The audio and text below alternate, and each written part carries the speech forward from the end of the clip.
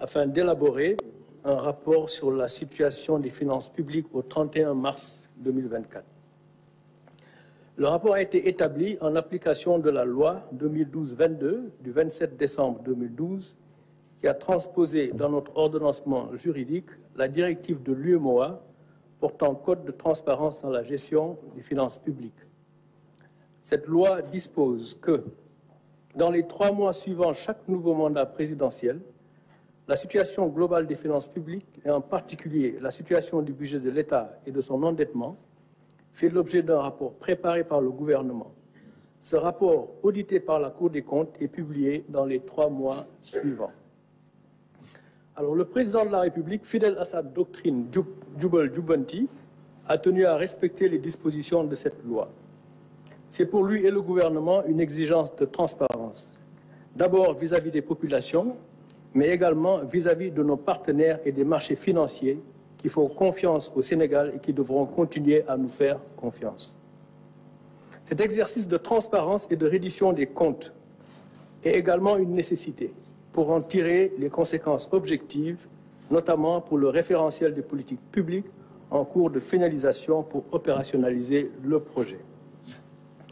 Alors, les constats. Le rapport sur la situation des finances publiques a révélé que la dette publique du Sénégal et les déficits budgétaires ont été plus élevés que publiés par les autorités sortantes et communiqués à nos partenaires durant la période 2019-2023. Le déficit budgétaire a été annoncé à une moyenne de 5,5% du PIB sur la période 2019-2023. Mais en réalité, il a été en moyenne de 10,4%, soit près du double. La dette publique a été annoncée en moyenne à 65,9% du PIB durant la période 2019-2023. Mais en réalité, elle a été en moyenne de 76,3% du PIB en raison des déficits publics plus élevés que publiés.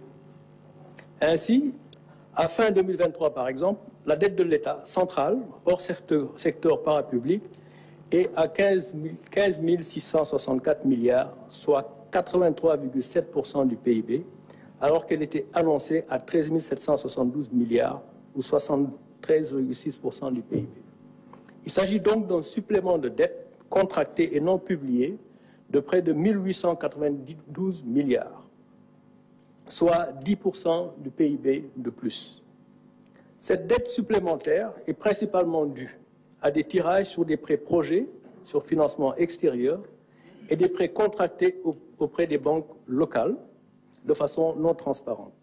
Sur la période 2019-2023, les tirages sur ressources extérieures non inclus dans les déficits ont été en moyenne de 593 milliards annuellement et les prêts bancaires non inclus dans les déficits en moyenne de 179 milliards annuellement. Alors juste pour expliquer, lorsqu'on parle de tirage donc sur ressources extérieures ou de prêts bancaires qui ont été contractés et dépensés de façon non transparente, en principe, donc, ces dettes devraient se retrouver dans les dépenses. Donc, dans les dépenses et donc dans le financement. Dans le financement de ces dépenses et donc dans la dette.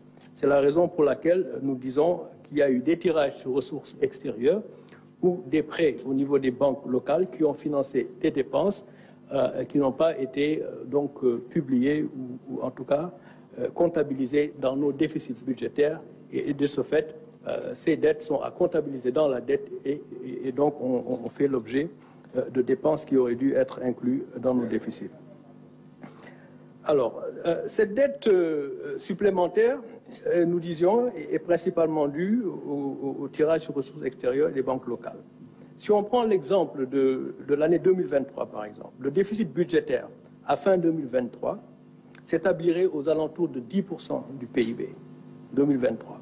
En y intégrant les tirages sur ressources extérieures et les prêts auprès des banques, alors que le déficit annoncé était de 4,9% du PIB, soit le double.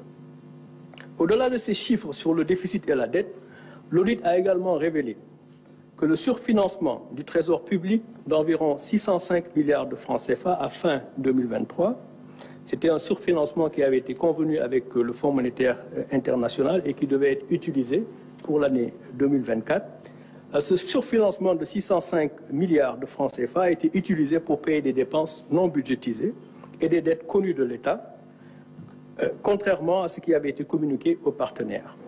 La non-disponibilité de ce surfinancement en 2024 a nécessité des emprunts non initialement programmés, notamment l'émission d'eurobonds par placement privé de 750 millions de dollars en juin 2024 dernier, et des crédits commerciaux syndiqués de 300 millions d'euros au troisième trimestre. Encore une fois, pour clarifier, il y avait un montant de 605 milliards donc, de francs CFA de surfinancement qui devait être disponible en 2024, n'est-ce pas, pour un certain nombre d'obligations.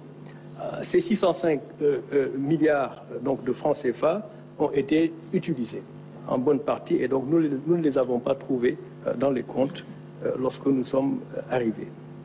Donc, en conséquence, et en attendant la finalisation de l'audit des finances publiques, le gouvernement avait décidé de ne pas porter le dossier du Sénégal au Conseil d'administration du Fonds monétaire international suite à leur mission de revue de juin 2024. L'examen du dossier du Sénégal sur la base de chiffres erronés aurait conduit à un cas de ce qu'on appelle le misreporting, c'est-à-dire la transmission de fausses informations pour bénéficier des tirages prévus sur les ressources du Fonds monétaire international. La conséquence de la transmission de données erronées pour bénéficier de tirages est le remboursement des ressources mobilisées, à moins de bénéficier d'une dérogation sur la base de mesures correctives crédibles approuvées par le FMI. Le gouvernement a donc choisi la voie de la transparence. Là aussi, juste pour clarifier, quand on parle de transmission de données erronées au Fonds monétaire international, donc vous allez au conseil d'administration avec un rapport et les données avec lesquelles vous allez au conseil d'administration sont les données qui sont transmises par les autorités du pays. Alors si ces données donc, transmises ne sont pas correctes ou frauduleusement donc données ou fournies au service du Fonds monétaire et qu'il y a un décaissement, ce décaissement en principe il doit être remboursé. À moins qu'il y ait une dérogation du même conseil d'administration du Fonds monétaire international s'il y a des mesures correctives donc, qui permettent au pays de revenir sur la trajectoire qui était précédemment donc, convenue. Le Fonds monétaire donc, international a été informé des résultats de l'audit des finances publiques et le gouvernement du Sénégal sera en discussion avec leurs services pour les mesures correctives que nous comptons mettre en œuvre. Ces mesures seront mises en œuvre soit dans le cadre du programme en cours avec le FMI,